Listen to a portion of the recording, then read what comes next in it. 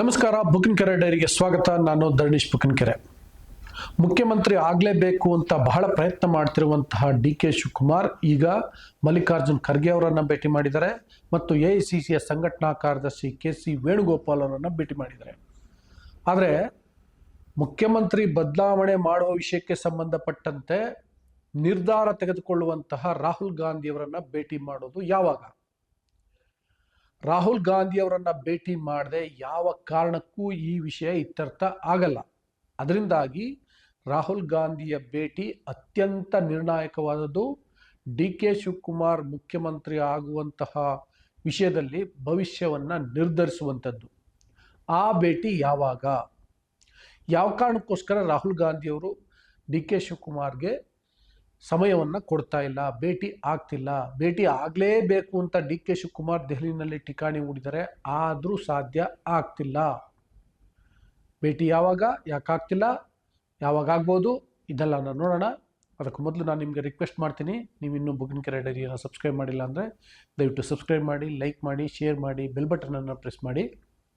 ವೀಕ್ಷಕರೇ, ನಾನು ಈ ಸಂಬಂಧಪಟ್ಟಂತೆ ಒಂದು 3-4 ವಿಡಿಯೋ ಮಾಡಿದ್ದೀನಿ. ಕಳೆದ 3-4 ತಿಂಗಳಿಂದ ರಾಹುಲ್ ಗಾಂಧಿ ಅವ್ರನ್ನ ಭೇಟಿ ಮಾಡಬೇಕು ಅಂತ ಡಿ.ಕೆ. ಶಿವಕುಮಾರ್ ಇನ್ನಿಲ್ಲದ ಶ್ರಮವನ್ನು ಪಡ್ತಾ ಇದ್ದಾರೆ, ಭೇಟಿ ಆಗ್ತಿಲ್ಲ. ನೆನ್ನೆ ಭೇಟಿ ಆಗಲೇಬೇಕು ಅಂತ ಇಡೀ ದಿನ ದೆಹಲಿನಲ್ಲಿ ಕಾಯ್ಕೊಂಡು ಕುಳಿತಿದ್ರು ಡಿ.ಕೆ. ಶಿವಕುಮಾರ್. ಆದರೆ ರಾಹುಲ್ ಗಾಂಧಿ ಸಮಯಾವಕಾಶವನ್ನು ಕೊಡಲಿಲ್ಲ.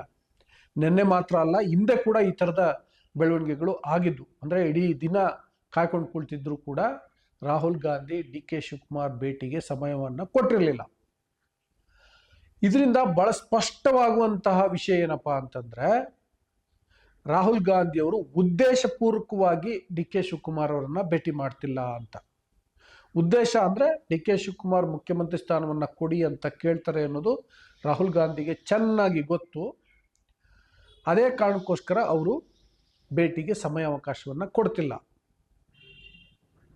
ಹಂಗಿದ್ರೆ ರಾಹುಲ್ ಗಾಂಧಿ ಅವ್ರಿಗೆ ಡಿ.ಕೆ. ಶಿವಕುಮಾರ್ಗೆ ಮುಖ್ಯಮಂತ್ರಿ ಸ್ಥಾನ ಕೊಡಲಿಕ್ಕೆ ಮನಸ್ಸು ಇಲ್ವಾ? ಈ ಪ್ರಶ್ನೆ ಸಹಜವಾಗಿ ಉದ್ಭವಿಸುತ್ತೆ ಅಲ್ವಾ?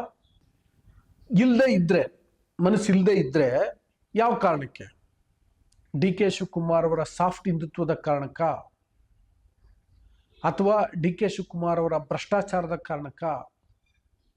ಡಿ.ಕೆ. ಶಿವಕುಮಾರ್ ಅವ್ರಿಗಿಂತ ಸಿದ್ದರಾಮಯ್ಯ ಹೆಚ್ಚು ಪ್ರಭಾವಶಾಲಿ, ಕಾಂಗ್ರೆಸ್ ಪಕ್ಷಕ್ಕೆ ಸಿದ್ದರಾಮಯ್ಯ ಹೆಚ್ಚು ಮತಗಳನ್ನು ತಂದುಕೊಡ್ತಾರೆ ಅನ್ನುವ ಕಾರಣಕ್ಕೋಸ್ಕರವಾ? 2028ರ ವಿಧಾನಸಭಾ ಚುನಾವಣೆ ಮತ್ತು 2029ರ ಲೋಕಸಭಾ ಚುನಾವಣೆಗೆ ಡಿ.ಕೆ. ಶಿವಕುಮಾರ್ ಅವರಿಗಿಂತ ಸಿದ್ದರಾಮಯ್ಯ ಅವರೇ ಹೆಚ್ಚು ಮುಖ್ಯ ಅನ್ನುವಂಥದ್ದು ರಾಹುಲ್ ಗಾಂಧಿಯವರ ನಿಲುವ? ಈ ಪ್ರಶ್ನೆಗಳು ಕೂಡ ಉದ್ಭವಿಸ್ತವೆ. ಸಿದ್ದರಾಮಯ್ಯ ಅವರಿಗೆ ಒಂದು ಅಹಿಂದ ನಾಯಕ ಎನ್ನುವಂಥ ಒಂದು ಟ್ಯಾಗ್ ಇದೆ. ಅವರ ಕುರುಬ ಸಮುದಾಯ ಒಂದು ರೀತಿಯಲ್ಲಿ ಬೆಷರತ್ತಾಗಿ ಸಿದ್ದರಾಮಯ್ಯ ಅವರನ್ನು ಬೆಂಬಲಿಸುತ್ತೆ. ಅದರ ಜೊತೆಗೆ ಸಿದ್ದರಾಮಯ್ಯ ಇವತ್ತು ಕರ್ನಾಟಕದ ಅಲ್ಪಸಂಖ್ಯಾತರ ನಾಯಕ ಆಗಿ ಕೂಡ ಹೊರಹೊಮ್ಮಿದ್ದಾರೆ. ಇತರೆ ಹಿಂದುಳಿದ ಜಾತಿಗಳು ಕೂಡ ಸಿದ್ದರಾಮಯ್ಯ ಅವರನ್ನು ಬೆಂಬಲಿಸ್ತವೆ. ದಲಿತ ಸಮುದಾಯಗಳ ವಿಷಯಕ್ಕೆ ಬಂದರೂ ಅಲ್ಲಿ ಸಿದ್ದರಾಮಯ್ಯ ಬೇರೆ ದಲಿತ ಸಮುದಾಯದ ನಾಯಕರಿಗಿಂತಲೂ ಹೆಚ್ಚು ಪಾಪ್ಯುಲರ್ ಆಗಿದ್ದಾರೆ ಮತ್ತೆ ಅವರ ವಿಶ್ವಾಸವನ್ನು ಗಳಿಸಿದ್ದಾರೆ ಅಂತ ಕೂಡ ಹೇಳಲಾಗ್ತಿದೆ. ಅದರಿಂದಾಗಿ ರಾಹುಲ್ ಗಾಂಧಿ ಸಿದ್ದರಾಮಯ್ಯ ಕಡೆ ವಾಲ್ತಾರೆ ಅನ್ನುವಂಥ ಮಾಹಿತಿ ಕಾಂಗ್ರೆಸ್ ವಲಯದಲ್ಲಿ ಇದೆ. ಇನ್ನು ಡಿ.ಕೆ. ಶಿವಕುಮಾರ್ ಅವರ ವಿಷಯಕ್ಕೆ ಬಂದರೆ, ಈಗ ಒಕ್ಕಲಿಗ ಸಮುದಾಯದಲ್ಲಿ ಏನು ವೋಟ್ ಬರ್ತಿದಾವಲ್ಲ, ಅವು ಕಾಂಗ್ರೆಸ್ ಪಕ್ಷಕ್ಕೆ ಬರ್ತಿದ್ದಾವೆ ಮತ್ತು ಸ್ಥಳೀಯ ಅಭ್ಯರ್ಥಿಗಳಿಗೋಸ್ಕರ ಬರ್ತಿದ್ದಾವೆ. ಡಿ.ಕೆ. ಶಿವಕುಮಾರ್ ವಿಶೇಷವಾಗಿ ಒಕ್ಕಲಿಗ ವೋಟುಗಳನ್ನು ಕಾಂಗ್ರೆಸ್ ಪಕ್ಷಕ್ಕೆ ತರ್ತಿಲ್ಲ. ಕಳೆದ ಬಾರಿ ಡಿ.ಕೆ. ಶಿವಕುಮಾರ್ ಮುಖ್ಯಮಂತ್ರಿ ಆಗ್ತಾರೆ ಅನ್ನುವಂಥ ಒಂದು ವಾತಾವರಣ ಇತ್ತು ಅಥವಾ ನಂಬಿಕೆ ಇತ್ತು. ಅದರಿಂದಾಗಿ ಸ್ವಲ್ಪ ಪ್ರಮಾಣದಲ್ಲಿ ಒಕ್ಕಲಿಗ ವೋಟುಗಳು ಬಂದಿರಲೂಬಹುದು. ಆದರೆ ಒಕ್ಕಲಿಗ ವೋಟುಗಳನ್ನು ಹೊರತುಪಡಿಸಿ ಬೇರೆ ಯಾವ ಸಮುದಾಯದಲ್ಲೂ ಕೂಡ ಡಿ.ಕೆ. ಶಿವಕುಮಾರ್ ಅವ್ರ ಬಗ್ಗೆ ಇವರಿಗೋಸ್ಕರ ನಾವು ವೋಟ್ ಹಾಕಬೇಕು ಅನ್ನುವಂತಹ ಅಭಿಪ್ರಾಯ ಇಲ್ಲ. ಕಾಂಗ್ರೆಸ್ ವೋಟ್ ಹಾಕ್ಬೋದು, ಕಾಂಗ್ರೆಸ್ ಅಭ್ಯರ್ಥಿಗಳಿಗೆ ವೋಟ್ ಹಾಕ್ಬೋದು, ಆದರೆ ಡಿ.ಕೆ. ಶಿವಕುಮಾರ್ ಅವರು ಮುಖ್ಯಮಂತ್ರಿ ಆಗಲಿ ಅನ್ನುವ ಕಾರಣಕ್ಕೋಸ್ಕರ ವೋಟ್ ಹಾಕುವಂತಹ ಆ ಪ್ರಮೇಯ ಇಲ್ಲ ಅಂತ ಅದು ಕೂಡ ಕಾಂಗ್ರೆಸ್ನವರ ವಾದನೆ. ಈ ರಾಜ್ಯ ಕಾಂಗ್ರೆಸ್ ನಾಯಕರ ವಾದಗಳು ಅಥವಾ ನಿಲುವುಗಳು, ಅಭಿಪ್ರಾಯಗಳು ಡೈರೆಕ್ಟ್ಲಿ ಇಂಡೈರೆಕ್ಟ್ಲಿ ಹೈಕಮಾಂಡನ್ನು ತಲುಪಿರ್ತವೆ. ಹೈಕಮಾಂಡ್ ಬೇರೆ ಬೇರೆ ರೀತಿಯಲ್ಲಿ ಮಾಹಿತಿಯನ್ನು ಸಂಗ್ರಹಿಸಿರುತ್ತೆ. ರಾಹುಲ್ ಗಾಂಧಿ ಇನ್ನೂ ಬೇರೆ ಬೇರೆ ರೀತಿಯಲ್ಲಿ ಮೀನ್ಸ್ ವೈಜ್ಞಾನಿಕವಾಗಿ ಕೂಡ ಕೆಲವು ಮಾಹಿತಿಗಳನ್ನು ಸಂಗ್ರಹಿಸಿರ್ತಾರೆ. ಬರೀ ಸಿದ್ದರಾಮಯ್ಯ ಮತ್ತು ಡಿ ಕೆ ಶಿವಕುಮಾರ್ ಅವರ ಹೋಲಿಕೆ ಮಾತ್ರ ಅಲ್ಲ, ನಾನು ಆಗಲೇ ಹೇಳಿದ್ನಲ್ಲ, ಡಿ ಕೆ ಶಿವಕುಮಾರ್ ಅವರ ಭ್ರಷ್ಟಾಚಾರದ ಪ್ರಕರಣಗಳು ಇನ್ನೂ ಕೂಡ ಎಲ್ಲವೂ ಇತ್ಯರ್ಥ ಆಗಿಲ್ಲ.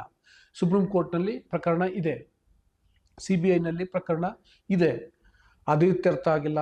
ಅದನ್ನು BJP ಯಾವ ಸಂದರ್ಭದಲ್ಲಿ ಹೇಗೆ ಬೇಕಾದರೂ ಬಳಸಬಹುದು ಎನ್ನುವಂತಹ ಸಾಧ್ಯತೆ ಕೂಡ ಇದೆ, ಅದನ್ನೂ ತಳ್ಳಿ ಹಾಕುವಂತಿಲ್ಲ. ಅದರ ಜೊತೆಗೆ ಡಿ ಕೆ ಶಿವಕುಮಾರ್ ಅವರ ಸೈದ್ಧಾಂತಿಕ ನಿಲುವುಗಳ ಬಗ್ಗೆ ಬಹಳ ಆಕ್ಷೇಪಗಳಿದ್ದಾವೆ ಕಾಂಗ್ರೆಸ್ನಲ್ಲಿ.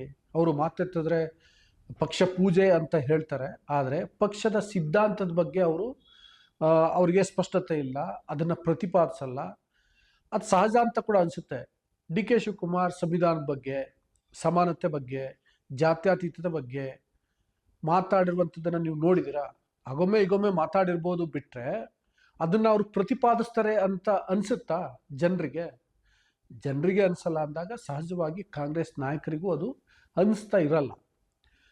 ಸ್ಥಳೀಯ ನಾಯಕರಿಗೆ ಅನಿಸಲ್ಲ ಅಂದರೆ ಸಹಜವಾಗಿ ಹೈಕಮಾಂಡ್ಗೂ ಅಂಥ ಸಂದೇಶ ಹೋಗಿರಲ್ಲ. ಇದು ಕೂಡ ಒಂದು ಸಮಸ್ಯೆ ಇರಬಹುದು. ಡಿ ಕೆ ಶಿವಕುಮಾರ್ ಎಲ್ಲಿಯವರೆಗೆ ತಾನು ಒಕ್ಕಲಿಗ ನಾಯಕ ಅಂತೇಳಿ ಅಂದ್ಕೊಳ್ತಾರೋ, ಹಾಗೆ ಬಿಂಬಿಸ್ಕೊಳ್ತಾರೋ, ಕಾಂಗ್ರೆಸ್ ನಾಯಕ ಅಂತ ಬಿಂಬಿಸ್ಕೊಳ್ದೆ ಕಾಂಗ್ರೆಸ್ನ ಸೈದ್ಧಾಂತಿಕ ವಿಷಯಗಳ ಪ್ರತಿನಿಧಿ ಅಂತ ಅನ್ನಿಸ್ಕೊಳ್ದೇ ಇದ್ದರೆ ಅಲ್ಲಿಯವರೆಗೂ ಅವರು ಮುಖ್ಯಮಂತ್ರಿ ಆಗೋದು ಕಷ್ಟ ಅನ್ನುವಂತಹ ಮಾತನ್ನು ಒಬ್ಬ ಹಿರಿಯ ಕಾಂಗ್ರೆಸ್ ನಾಯಕರು ಹೇಳಿದರು. ನನಗೆ ಅದರಲ್ಲಿ ಬಹುತೇಕ ನಿಜ ಅಂತ ಅನ್ನಿಸ್ತು. ಸೊ ಈಗಲೂ ಕೂಡ ನೋಡಿ, ವೇಣುಗೋಪಾಲ್ ಅವ್ರನ್ನ ಭೇಟಿ ಮಾಡಿದ್ದಾರೆ. ವೇಣುಗೋಪಾಲ್ ಅಫ್ಕೋರ್ಸ್ ಬಹಳ ನಿರ್ಣಾಯಕವಾದಂಥ ವ್ಯಕ್ತಿ AICCನಲ್ಲೇ.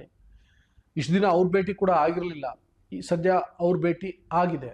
ಇನ್ನು ಖರ್ಗೆ ಅವರನ್ನ ಪದೇ ಪದೇ ಭೇಟಿ ಮಾಡಿದರೆ ಡಿ ಕೆ ಶಿವಕುಮಾರ್. ನನ್ನ ಪ್ರಕಾರ ಅದಕ್ಕೆ ಬಹಳ ವಿಶೇಷ ಏನಿಲ್ಲ.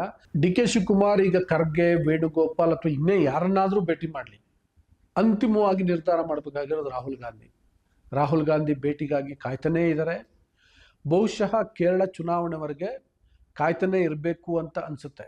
ಆಮೇಲೆ ಏನಾಗುತ್ತೆ ಅಂತ ಗೊತ್ತಿಲ್ಲ. ಯಾಕೆಂದರೆ ಅನಂತರದಲ್ಲಿ AICCಯ ಜನರಲ್ ಸೆಕ್ರೆಟರಿ ಆಗಿರುವಂಥ KC ವೇಣುಗೋಪಾಲ್ ಕೇರಳದ ಮುಖ್ಯಮಂತ್ರಿ ಆಗ್ಬೋದು, ಅಲ್ಲಿ ಅಧಿಕಾರಕ್ಕೆ ಬರ್ತಾರೆ ಕಾಂಗ್ರೆಸ್ ಅಂತ ಹೇಳ್ತಾರೆ. ಆ ಕಾರಣಕ್ಕೋಸ್ಕರ ಹೇಳ್ತಿದ್ದೀನಿ ನಾನು. ಹಂಗಾದರೆ ವೇಣುಗೋಪಾಲ್ ಜಾಗಕ್ಕೆ ಬೇರೆ ಯಾರಾದರೂ ಬಂದರೆ, ಅವರು ರಾಹುಲ್ ಗಾಂಧಿ ಅವ್ರಿಗೆ ಕನ್ವಿನ್ಸ್ ಮಾಡಿದ್ರೆ ಆಗ ಪರಿಸ್ಥಿತಿಗಳು ಬದಲಾಗ್ಬೋದು.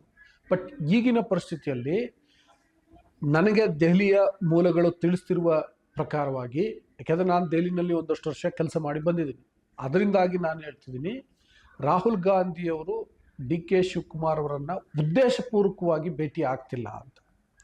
ಅದು ಪರಿಸ್ಥಿತಿ ಬದಲಾಗಿ ಕೇರಳ ಚುನಾವಣೆ ನಂತರ ಆಗಬಹುದು ಅಥವಾ ಆಗದೇ ಇರಬಹುದು, ಸದ್ಯಕ್ಕೆ ಹೇಳಲಿಕ್ಕೆ ಸಾಧ್ಯ ಇಲ್ಲ. ಆದರೆ ಈಗ ಭೇಟಿ ಆಗದೇ ಇರುವಂಥ ವಿಷಯ ಇದೆಯಲ್ಲ, ಯಾಕೆಂದರೆ ಸರ್ಕಾರ ಬಂದು ಇನ್ನೇನು 3 ವರ್ಷ ಆಗ್ತಿದೆ. ಇದು ಡಿ ಕೆ ಶಿವಕುಮಾರ್ ಅವ್ರಿಗೆ ಸ್ವಲ್ಪ ಹಿನ್ನಡೆ ಅಂತ ಅನಿಸುತ್ತೆ. ಅವರು ಭೇಟಿಗಾಗಿ ಕಾಯ್ತಿದ್ದಾರೆ. ನಾವು ಜನಸಾಮಾನ್ಯರು ಈ ರಾಜಕೀಯ ಕಿತ್ತಾಟ ಯಾವತ್ತು ಮುಗಿಯುತ್ತೋ ಅಂತ ಕಾಯಲೇಬೇಕಾಗಿದೆ. ನಿಮ್ಮ ಅಭಿಪ್ರಾಯ ಏನು ಅಂತ ಕಮೆಂಟ್ ಬಾಕ್ಸಲ್ಲಿ ತಿಳಿಸಿ. ಜೊತೆಗೆ ಬುಕ್ಕಿಂಗ್ ಕರೆ ಡೈರಿಯನ್ನು ಸಬ್ಸ್ಕ್ರೈಬ್ ಮಾಡಿ, ಲೈಕ್ ಮಾಡಿ, ಶೇರ್ ಮಾಡಿ, ಬೆಲ್ ಬಟನನ್ನು ಪ್ರೆಸ್ ಮಾಡಿ. Thank you.